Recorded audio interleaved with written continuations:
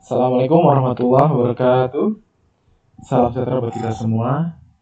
Kita lanjutkan materinya.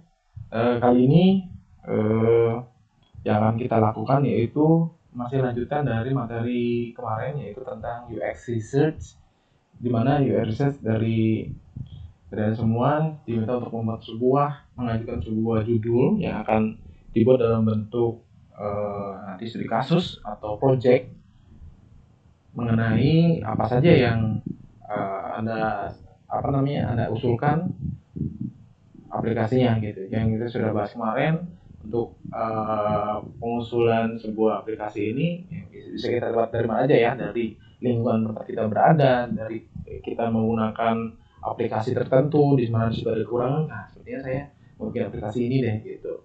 Atau melihat dari kompetitor dan sebagainya, bebas ya, banyak yang bisa Anda jadikan, Anda ajukan terkait dengan tema atau judul yang mau Anda kemukakan.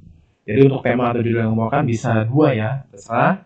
Anda bisa membuat baru dari yang Anda alamin, atau juga bisa juga pengalaman dari pengguna lain, kemudian Anda disampaikan ke Anda, kemudian Anda menerjemahkannya, Anda jadikan sebuah topik itu bisa. Atau juga bisa dari topik-topik yang sudah ada, Anda bikin redesign lagi begitu. Dimana Anda lihat di tengah ray di sini sepertinya ada beberapa kelemahan di sini. Saya pengen menyempurnakan, tuh boleh. Ya, serah ya. Tapi kalau dari saya sebenarnya bagusnya sih Anda bikin yang dari awal. Ya, dari awal ini murni dari penelitian Anda sendiri. Kira-kira Anda melihat dari sebuah masalah itu seperti apa. Anda tuangkan, Anda kemas dari permasalahan yang Anda temukan tersebut menjadi sebuah aplikasi gitu ya. Oke. Nah, terkait dengan itu, kemarin sudah masuk tugas yang sudah saya berikan. Beberapa juga masih belum masuk ya. Saya kurang paham juga kenapa belum, karena deadline-nya hari ini. Nah, artinya mungkin si banyaknya masih bingung ya, kira-kira seperti apa sih mau buatnya gitu. Startnya dari mana gitu ya. Tapi coba hari ini untuk bisa mungkin si banyaknya akan membantu menggait bagaimana cara pemecahan masalahnya, kemudian bagaimana nanti kedepannya cara membuatnya. Nah, coba nanti saya akan jelaskan di video ini ya. Dan di video ini saya akan tampilkan contoh dari sebuah studi kasus. Jadi di sini studi kasus ini sudah dijelaskan bagaimana cara dia dari awal sampai akhir akhirnya menciptakan sebuah aplikasi gitu ya. Ini ada sebuah aplikasi namanya Sibat APPS gitu. Jadi mungkin Anda semua bisa mengikuti alur dari penelitian ini. Artinya di sini ada UX case study, ada studi kasus dari UX. Anda bisa ikutin step by stepnya. Anda Anda sesuaikan dengan tema yang sedang Anda buat gitu. Alurnya seperti itu. Gitu. Mungkin ini case-nya kan berbeda pasti temanya, tapi secara alurnya sama. Saya pilih ini mungkin banyak akan membantu semua, dan saya kira ini bisa. Oke, jadi supaya tidak dari kalian semua tidak bingung nanti seperti apa sih nanti proses pengerjaannya sampai akhir. Gitu ya. Oke. Nanti materi ini juga saya kasih, jadi sebagai guide Anda dalam mengerjakan studi kasusnya.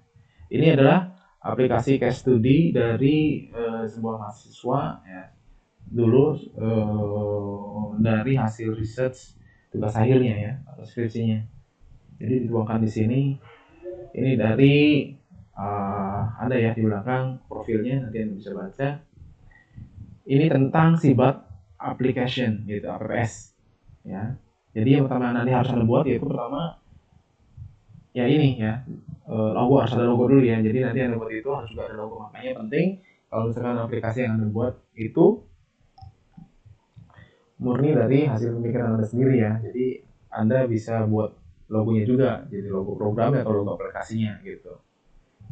Itu ya. Nanti selanjutnya pertama yang Anda lakukan adalah introduction dulu ya. Jadi introduction mau apa sih kita tuh ini, profil dari produk ini apa sih sebenarnya. Maka ini ada introduction. Jadi ini contoh aja, misalkan namanya di sini adalah SIBAT. Apa itu SIBAT? Jadi SIBAT ini adalah Sistem Informasi Edukasi Bahaya Tsunami. Jadi ulangin, SIBAT adalah Sistem Informasi Edukasi Bahaya Tsunami, di singkatan ya. Dengan logo programnya ini, jadi nanti juga harus buat adalah media informasi berupa informasi tentang pengedukasian bencana tsunami berbasis data geospasial, peta bencana tsunami, peta evakuasi tsunami, dan mitigasi bencana tsunami.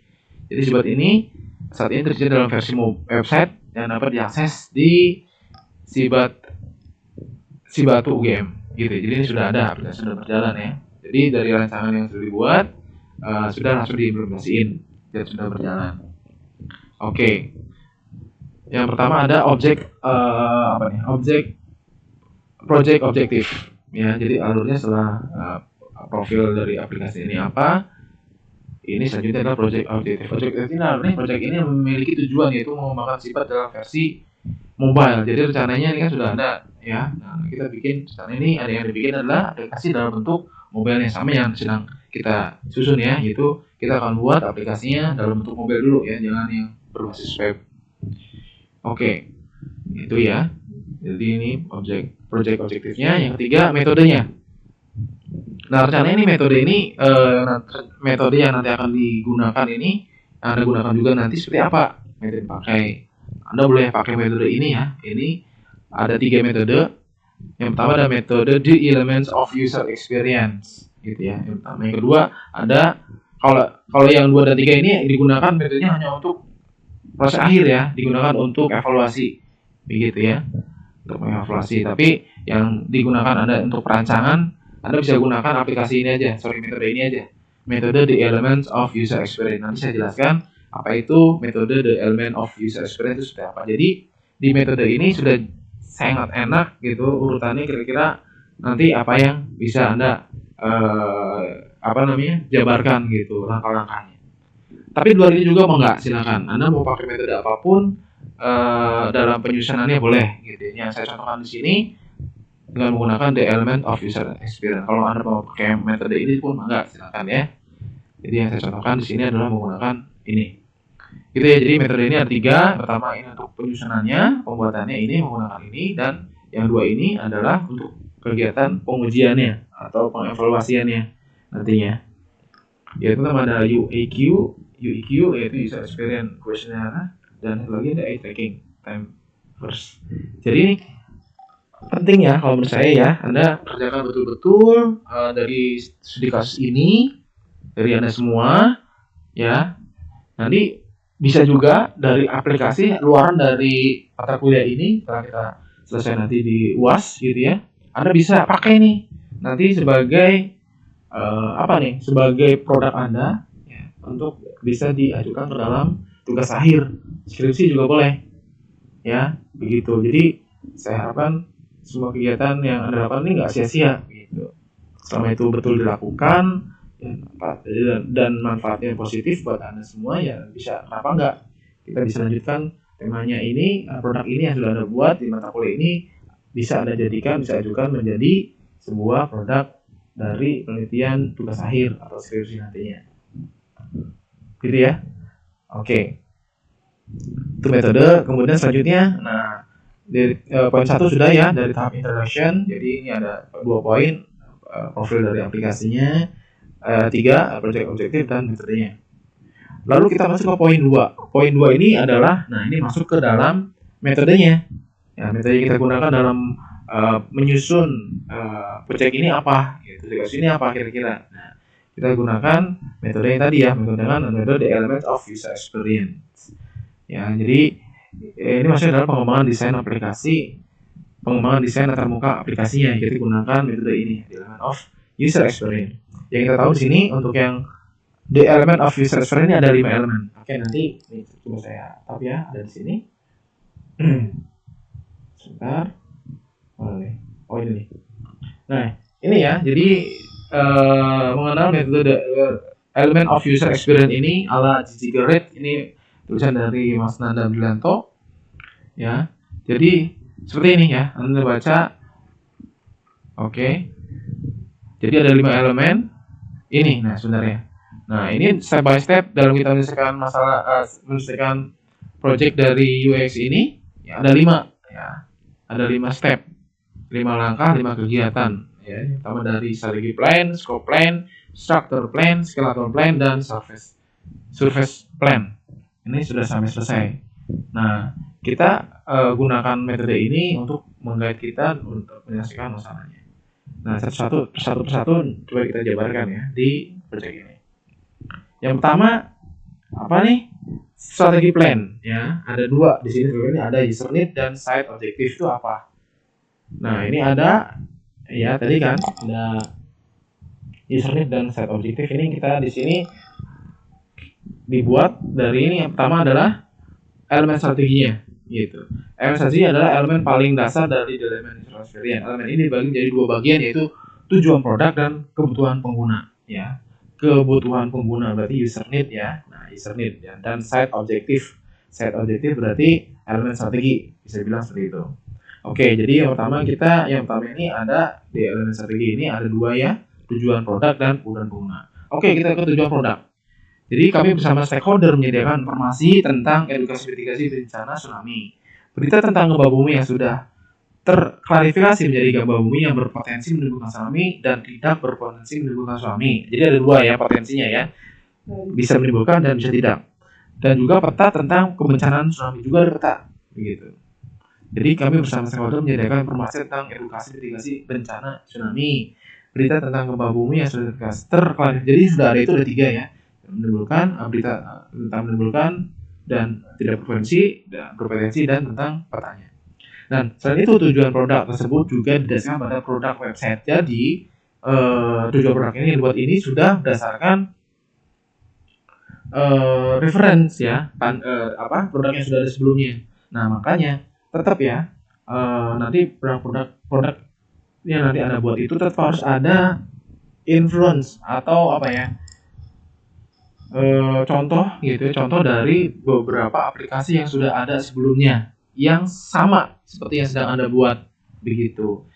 Tinggal dari aplikasi yang sudah ada di pasaran gitu ya, Anda tinggal ambil mana yang belum ada di sana gitu ya. Itu kan yang sudah baik, yang sudah ada ya Anda bisa gunakan tuh fitur-fiturnya, fungsi-fungsinya gitu ke dalam aplikasi yang Anda nanti buat. Tapi yang nggak ada, nah Anda bisa jadi add-on-nya, ada penambahannya gitu. Jadi kalau bisa jangan sama persis. Nah, penambahan dari isi maupun penambahan itu tetap semuanya itu based on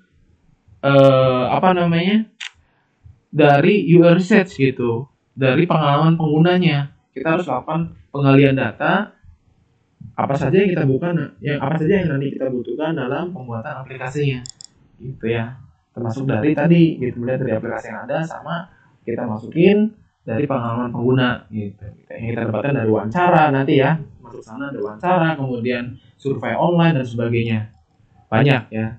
Jadi semua itu kita gabung gitu ya. Jadi kita tetap melihat dari contoh-contoh yang sudah ada, kita tinggal ambil mana yang bagus kita tetap masukkan, dan juga yang belum ada ya kita cari untuk bisa menjadi pembeda dari aplikasi yang sudah ada.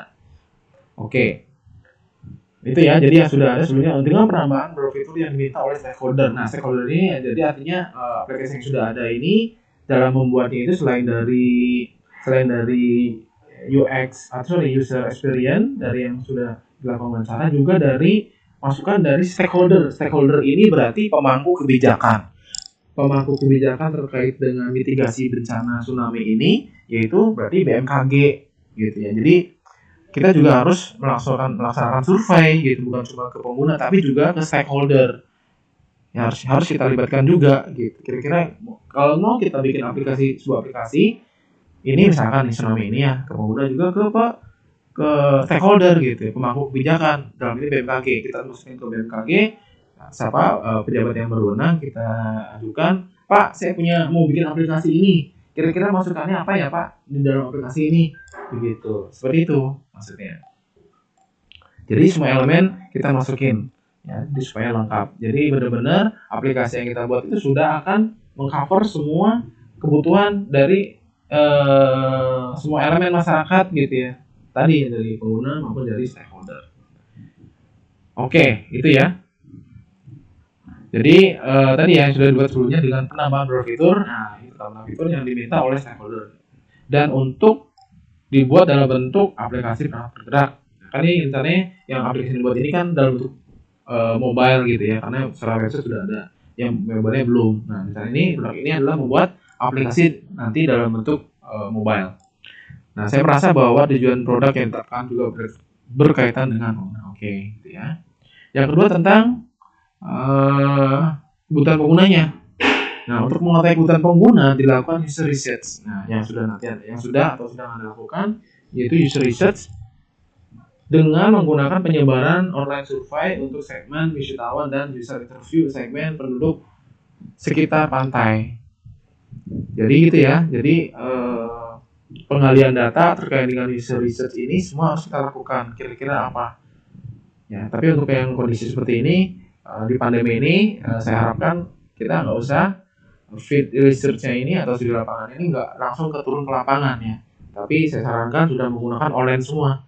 Bisa pakai online survei gitu ya, wawancara online ya, terkait dengan nanti pengguna-pengguna yang nanti akan menggunakan aplikasi atau aplikasi yang mau kita buat.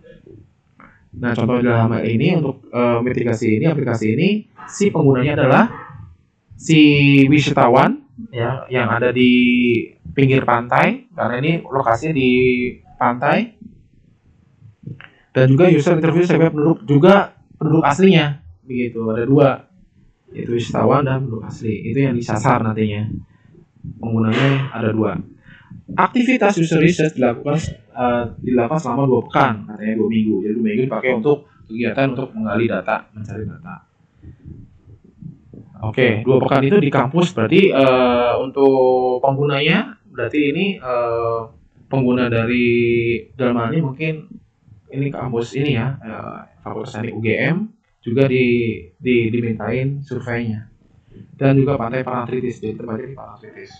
Penyebaran melalui survei diberikan 95 responden wisatawan dan 6 responden penduduk pantai. Jadi kalau dalam ini 2 pekan ini di kampus UGM ini dia berarti orang-orangnya adalah merupakan sebagai wisatawannya, yaitu mahasiswa dalam hal ini wisatawan yang sudah berkunjung ke Pantai Parangtritis gitu, dan juga 6 responden yang mewakili dari penduduk pantai. Itu ya. Jadi di poin pertama tentang elemen satu ini ada 2, ada tujuan produk dan kebutuhan pengguna. Nah ini adalah gambar bukti bahwa sudah dilakukan kegiatan user interview dengan penduduk sekitar pantai gitu ya. Ini pedagang ini ya, dan penduduk lokal. Harusnya ada juga interview dari wisatawannya. Begitu.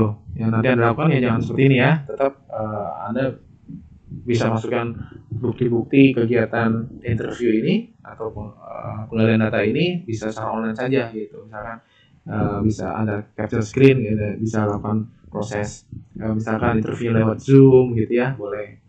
Atau dengan platform lain juga boleh, minimal ada bukti bahwa Anda sudah melakukan kegiatan interview atau kegiatan apapun ya, misalkan online, survei dan sebagainya. Kemudian ini hasil surveinya. Jadi hasil online survei untuk segmen wisatawan dapat dibagi. Jadi hasil dari sini ya ditampilkan juga nih hasilnya. Jadi dari segmen wisatawan dapat data sebagai berikut. Untuk laki-laki ini hanya untuk mencari jenis kelaminnya. Yang kedua dari umur wisatawannya. Ya, jadi step pertama untuk mengetahui dari umur dan jenis kelaminnya.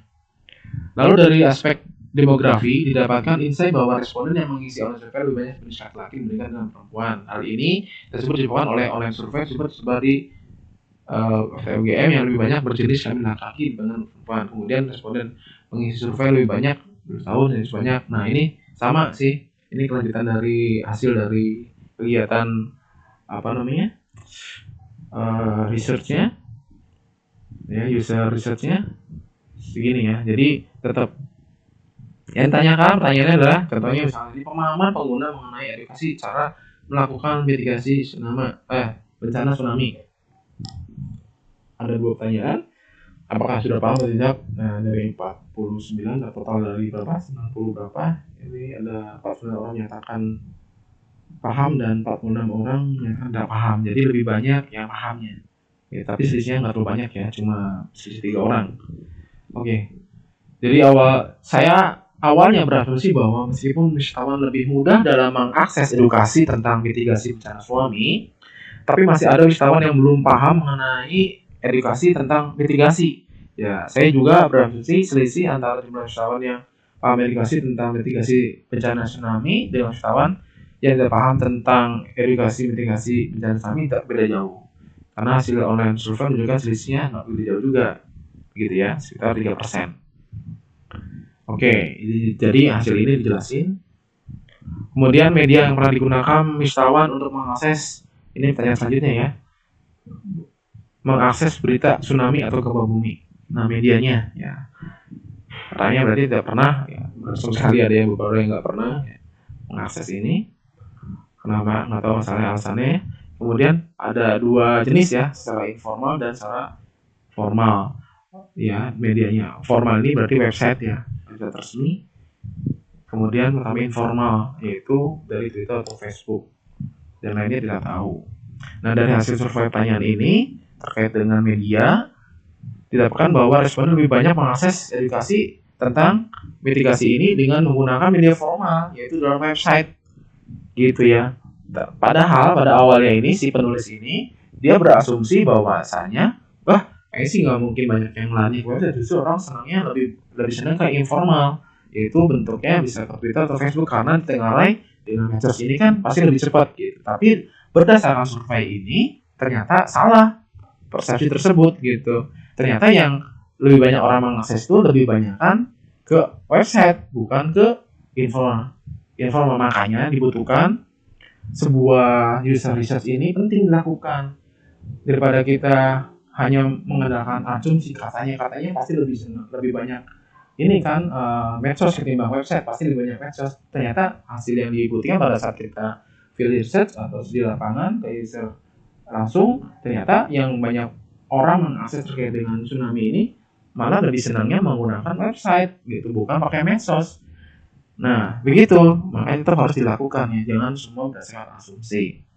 Ya mungkin dari sini banyak alasannya ya, kenapa orang lebih senang menggunakan website ketimbang medsos, karena dengan apa namanya, dengan website ini jelas satu sumbernya terpercaya, gitu kan? Karena apalagi di website ini kan sudah mencantumkan logo stakeholder tadi, misalnya logo BMKG dan sebagainya, Pemkot atau Pemkab daerah tersebut ya sudah benar-benar valid gitu ya, data yang berita yang akan disampaikan itu sudah merupakan berita yang bukan hoax atau apapun, ada benar-benar berita-berita asli. Nah, kalau yang dari medsos mungkin beberapa orang nggak suka karena takutnya ini hoax gitu kan, gitu ya. Jadi banyak juga asumsi-asumsi yang beredar ya. Oke, tapi tetap aja sih beberapa juga menyatakan bisa juga memilih dua-duanya gitu ya. Oke, nanti Anda baca-baca sendiri. Jadi itu ya, intinya adalah media paket ternyata lebih banyak website. Makanya kita untuk yang berbasis mobile ini juga penting ya. Oke. Ini hasil dari riset yang terkait dengan media. Anda bisa baca sendiri. Oke. Dari hasil riset interview dengan penduduk panel penulis dapat dilihat sebagai berikut. Jadi ini hasil interviewnya kita coba tuliskan semua hasilnya apa aja boleh tulis. Jadi misalnya kondisi panel penulis pada saat hari libur sepi gitu, tapi pada saat berarti saat hari kerja misalkan tuh sepi, tapi pada saat weekend ramai gitu. Jadi apa saja Anda bisa tanyakan terkait mau dia mengandung data langsung terkait dengan aplikasi kita buat, bikin, atau juga yang kurang begitu bersentuhan langsung juga Anda juga bikin ya. Gitu. Ini apa saja Anda bisa baca, termasuk misalkan ada terkait dengan medianya, kemudian terdapat sebuah antena milik tim riset SAR dan sebagainya, pendukung pada antena sirene, apa saja ya yang kita bisa dapat informasi dari wawancara yang kita masukkan. Oke. Nah, hasil dari user research kemudian akan dituangkan menjadi persona. Ya. Jadi hasil dari user research ini tadi online survei, wawancara dan sebagainya ini kita kumpulkan jadi satu, kita bisa buat user personanya. Ya, user persona ini yang akan kita buat ini akan mengakomodasi dari beberapa sudut perbedaan ya. Misalkan dari sudut perbedaan profesi, sudut perbedaan umur, jenis kelamin dan sebagainya itu harus di user persona ini harus bisa dibuat variannya gitu. Jangan cuma satu ya. Ya semakin banyak semakin baik. Intinya di user persona ini fiktif ya, bisa fiktif hanya untuk menggambarkan nanti kebutuhan dari pengguna ini sebenarnya ini loh gitu, berdasarkan dari user research yang sudah kita lakukan sebelumnya, dari wawancara dan sebagainya. Yang dibuat itu tadi harus dari sudut pandang yang berbeda. Misalkan nih dari Desi gitu ya, dari umurnya misalkan, kemudian dari address mana dan sebagainya, dia menyatakan seperti apa pendapatnya, misalkan Bu Sri Ruhaya misalkan seperti apa. Nah untuk bentuk jasa persona harus Anda buat juga. Untuk bentuk template bebas ya, Anda mau pakai yang versi mana ya Anda bisa pakai, karena tiap regulator menggunakan struktur template yang berbeda-beda ya, tapi tujuannya sama sebenarnya, pengen tahu gimana sih pengalaman pengguna atau keinginan, misalkan goals dan keinginan dia terkait dengan harapan dia ke depannya dari masalah yang ada ini dengan aplikasi kita buat itu bisa tercipta gitu ya. Oke, ini user persona. Nah itu yang di step pertama dari sudah selesai gitu ya. Step pertama sudah selesai, dalam hal ini dari strategi plan, dari ada user need dan site objektifnya. Oke, nah kemudian selanjutnya yang kedua yaitu kita masuk ke scope plan, ada functional specification dan content requirement. Ini dalam bahasa Inggris, jadi di dalam sini sudah di-translate dibuat dalam bentuk bahasa Indonesia. Tapi sebenarnya sama ya, stepnya sama ya. Itu elemen scope ya, atau scope plan. Nah ini ada dua function spesifikasi atau spesifikasi fungsi dan satu lagi content requirement. Nah ini persyaratan konten. Jadi di halaman kedua ini, di step kedua ini, di scope plan ini atau elemen scope ini berisi pendefinisian fungsi dan konten yang dibutuhkan untuk memenuhi tujuan dari produk atau kebutuhan dari pengguna. Ya, jadi di sini yang pertama spesifikasi fungsi. Sebelum pendefinisian spesifikasi fungsi, saya telah mendaftar fitur yang telah dipilih berdasarkan kebutuhan pengguna dari hasil online survei dan user interview. Jadi yang 8 ini si Mas ini dia mendapatkan data-datanya berdasarkan online survei dan user interview. Gitu ya, bebas yang dilakukan ya. Tapi minimal jangan cuma satu, jangan cuma user interview saja gitu. Juga bisa pakai yang lain tekniknya misalkan pakai online tadi. Gitu ya. Jadi dari elemen scope ini tidak lanjut dari tahapan selanjutnya dari elemen pertama ya penggalian data, berarti nomor data apa saja dari si pengguna gitu. Nah di sini di elemen scope ini pertama fungsi ini dia sudah di sini akan mendefinisikan fungsi membuat fitur yang sudah dipilih berdasarkan kebutuhan pengguna dari user interview. Jadi di sini di fungsi ini menyimpulkan ternyata kebutuhan dari hasil riset yang sudah dibuat sebelumnya berdasarkan wawancara dan survei ini loh ternyata fitur-fiturnya begitu. Nah fitur ini ditaruh di spesifikasi fungsi. Nah di sini adalah responden diminta untuk memilih 5 fungsi. Jadi dari fungsi-fungsi ini kita buat, lalu dari fungsi ini kita banyak kan, pasti kan kita mau bikin ini fungsinya, tapi kita bisa menentukan kira-kira mana yang paling urgent, mana yang paling penting fungsi-fungsi ini yang akan dimasukkan ke dalam aplikasi yang kita buat. Contoh di sini adalah misalkan 5 fitur saja. Ya, ada data fitur yang sudah disediakan oleh saya. Jadi dari data fitur kita akan pilih, misalkan ada 10 ya, 5 teratas itu yang nanti akan kita masukkan gitu ya, jadi kita jadikan ya. Jadi hal tersebut guna untuk menentukan fungsi yang akan diterapkan dalam aplikasi yang nanti akan dibuat dalam proyek ini. Nah ini ada berapa nih? 1, 2, 3, 4, 5, 6, 7, 8. Ternyata ada 8. Nah 8 ini bukan serta-merta kita bikin sendiri ya, kita mengasumsikan sendiri dari asumsi kita sendiri, tapi ini sudah berdasarkan user research yang sudah kita lakukan sebelumnya. Nah, maka keluar fitur-fitur yang ada ini berdasarkan kebutuhan yang ingin dipakai oleh si pengguna. Nah, kita 8 ini kita tentukan hanya 5 saja. Nah, katanya begitu. Tapi kalau menurut saya sih terserah dari Anda nanti ya bikinnya. Apakah dari 88 ini juga masuk semua? Ya nggak masalah. Toh kalau misalkan 88 memang kebutuhannya memang wajib ada gitu. Ini penting nanti harus sebagai aplikasinya gitu. Atau Anda bisa batasi gitu dari banyak kan semakin banyak informasi yang nanti kita masukkan, termasuknya artinya banyak yang nggak terlalu urgensi hadir situ malah bikin bingung nanti, malah bikin ramai. Oke ya, jadi di sini dilempar lagi nih ke responden, kita bikin kira-kira ini gimana, ini setuju nggak, ada nggak. Nah ternyata lihat ya, berarti ada yang sedikit berarti dia nggak milih banyak kan. Tapi kalau yang banyak berarti dia ini penting gitu, harus ada. Ini kayaknya nggak ada pun juga nggak apa-apa lah, karena nggak terlalu penting misalkan. Ini nih artikel penjelasan tentang pengertian tsunami sedikit banget ya, dari total ini yang paling rendah ini 20 responden. Artinya ini mungkin nggak perlu masuk karena sebagian besar tahu lah apa sih itu tsunami gitu. Makanya untuk informasi mengenai pengertian tsunami nggak perlu masukin ke dalam aplikasinya. Oke ya, gitu. Nah ternyata didapatkan 5 fitur terbanyak dari oleh pengguna, yaitu ada 5 ya. Ini 1, 2, 3, 4, 5. Ini 5. Nah, kemudian setelah 5 ini fitur juga tidak hanya ditentukan berdasarkan kebutuhan, tapi juga ditentukan dari rekrutmen yang ditentukan oleh stakeholder. Balik lagi, versi mobile yang kita buat ini kita sudah menentukan 5 fiturnya gitu ya. Tapi bukan cuma itu saja.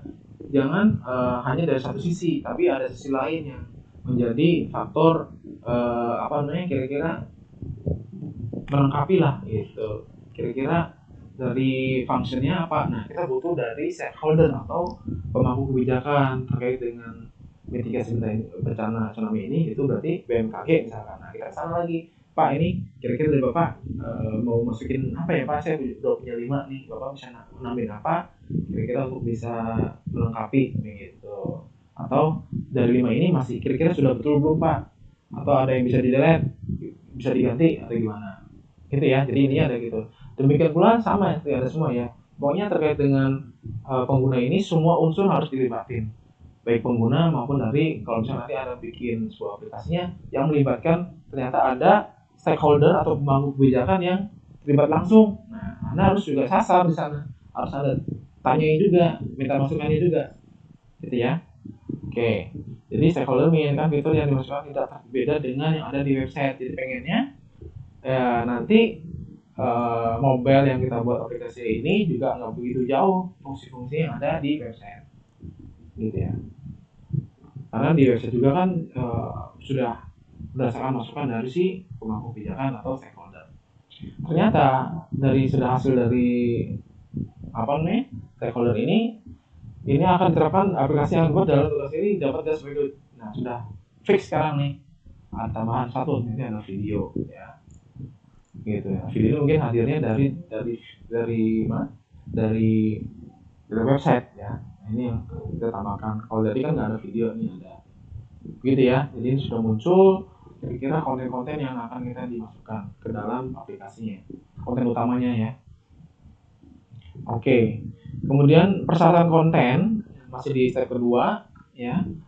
Untuk persyaratan konten di sini adalah konten yang dibutuhkan didapatkan dari hasil pengembangan elemen strategi.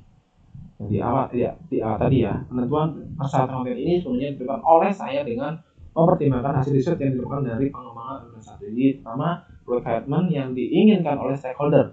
Konten yang ditentukan dapat sebagai ini hanya sebatas detail aja harus ada apa saja di sini gitu. Sudah lihat lebih jelas ya. Oke.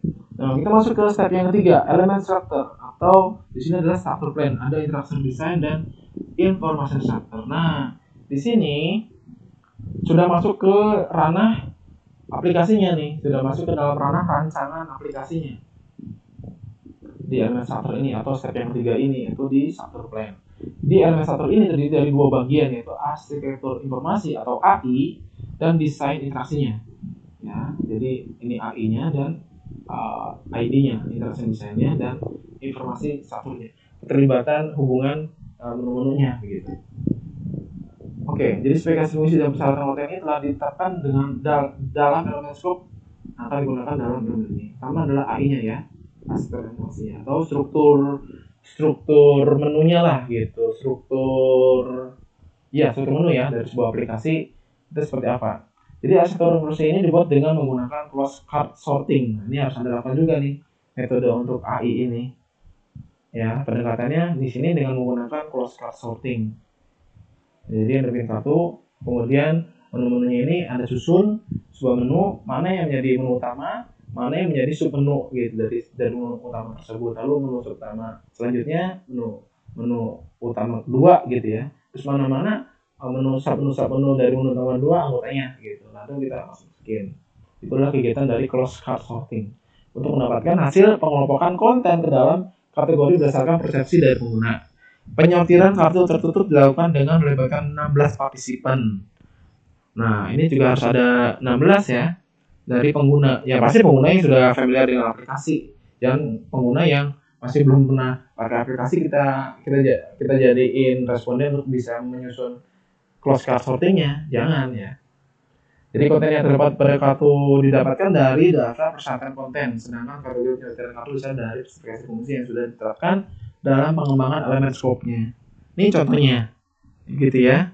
Nah ini ada Mbak, ada Ibu. Yang pasti Mbak, ada Ibu ini sudah familiar dalam menggunakan sebuah aplikasi di mobile, gitu ya. Nah ini adalah close card sorting. Ibaratnya ini adalah yang paling atas, ya. Ini berarti ini misalkan nih ada menu 1, menu 2, menu 3, menu 4. Nah ini sub menu 1, ya ini sub menu 1 dari menu utama 2 gitu. Ini sub menu 1 dari sub menu utama 3 dan sebagainya. Dia ke bawah terus. Ya, jadi nanti di sub menu lagi ada sub menu lagi, mangga silakan. Gimana dari kebutuhan user penggunanya gitu. Pengennya seperti apa? Oke ya. Itu adalah contoh dari aktivitas closed card sorting bersama. Sorting teman-teman juga harus bikin seperti ini ya.